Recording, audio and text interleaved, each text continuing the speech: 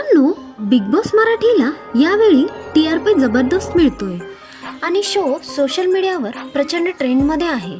त्यामुळे अनेकदा असं बोललं जातं की स्पर्धकांना रोज लाखो रुपये मिळतात, पण खरी गोष्ट वेगळी आहे. बिग बॉस मराठीमध्ये स्पर्धकांना दररोज पैसे मिळत नाहीत, तर पर वीक करारानुसार मानधन दिलं जातं.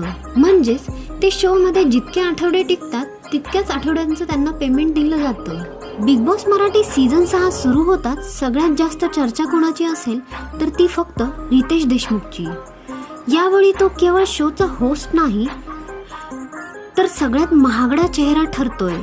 मीडिया रिपोर्टनुसार रितेशला प्रति एपिसोड तब्बल 30 ते 40 लाख रुपये मिळत असल्याची चर्चा आहे, जी मागील सीझनपेक्षा जवळपास 10% पेक्षा जास्त आहे. पण रितेश नंतर नंबर कुणाचा, कोणता स्पर्धक किती कमावतोय हे सगळं जाणून घेण्यासाठी व्हिडिओ शेवटपर्यंत नक्की पहा. तर मित्रांनो, नंबर 1 वर आहे राकेश बापट. हिंदी आणि मराठी प्रोजेक्ट्स मधून ओळखले जाणारे अभिनेता आणि बिग बॉस OTT मध्ये सहभागी असल्यामुळे त्यांचं वीकली पेमेंट आहे 2.5 to 3 लाख. नंबर 2 वर आहे सोनाली राऊत. मॉडेल आणि अभिनेत्री, हिंदी चित्रपट व फॅशन जगतात काम केलेली, त्यामुळे त्यांचं वीकली पेमेंट आहे 2 ते 2.5 लाख.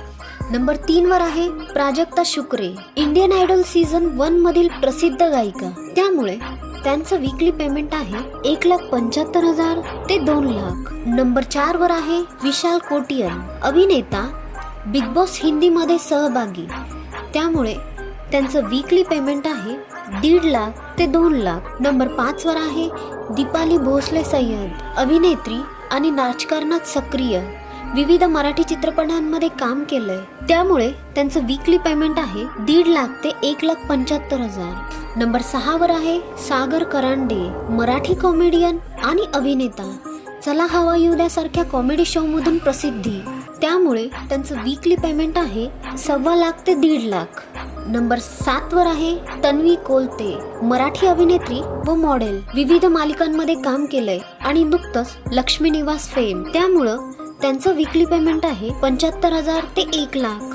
नंबर 8 वर आहे Karan Sonawane. Social media content creator व इन्फ्लुएन्सर, त्यामुळं त्यांचं वीकली पेमेंट आहे 70 ते 80,000. नंबर 9 वर आहे प्रभू शेळके. लहान वयात सोशल मीडिया आणि इन्फ्लुएन्सर म्हणून ओळखले जाते, त्यामुळं त्यांचं वीकली पेमेंट आहे 70 ते 75,000. नंबर 10 वर आहे अनुश्री माने. अभिनेत्री व रियालिटी शो स्टार, 70 ते 80,000. नंबर 11 वर आहे रोशन भजनकर. फिटनेस इन्फ्लुएन्सर आणि बॉडी बिल्डिंग प्रतीक, 60 ते 70,000. नंबर 12 वर आहे राधा पाटील. ऊर्जा भरलेली लावणी नृत्यांगना आणि सांस्कृतिक डान्सचे प्रतिनिधित्व, त्यामुळे त्यांचं वीकली पेमेंट आहे 50 ते 60,000. नंबर 13 वर आहे दिव्या शिंदे. राजकारणी आणि महिला सशक्तीकरणाची प्रचारक, त्यांचं वीकली पेमेंट आहे 50 ते 55,000. नंबर 14 वर आहे आयुष संजीव. नृत्य कलाकार आणि अभिनेता, त्यांचं वीकली पेमेंट आहे 50 ते 55,000. रुचिता जामदार. डान्स आणि रियालिटी शो मधून ओळखलेली प्रतिभा, त्यामुळे त्यांचं वीकली पेमेंट आहे 45 ते 50,000.